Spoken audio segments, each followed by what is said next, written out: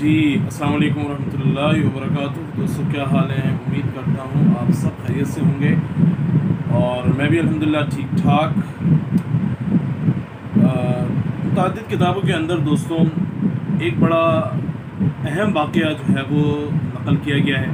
تفسیر روح البیان کے اندر بھی یہ واقعہ موجود ہے اور دوسری بڑی متعدد کتابیں اس کے اندر جو ہے یہ واقعہ مذکور ہے کہ حضرت امام ابو حنیفہ رحمۃ اللہ علیہ کے زمانے کے اندر جو ہے وہ ایک شخص تھا، اس نے نبوت کا اعلان کیا اور نبوت کا اعلان کرنے کے بعد جو ہے اس نے اس بات کا اظہار کیا کہ مجھے موقع دیا جائے تو میں اپنی نبوت کی علامت کا اظہار کروں۔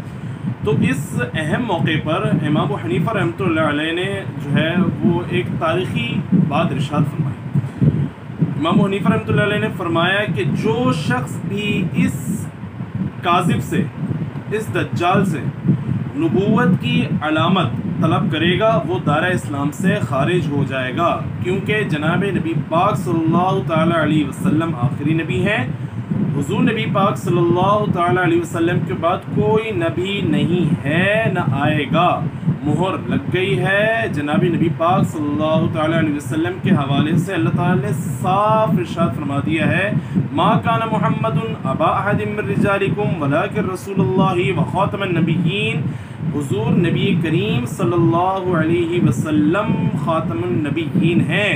حضور نبی پاک صلی اللہ علیہ وسلم انبیاء کے سلسلے کو اختتام کرنے والے ہیں۔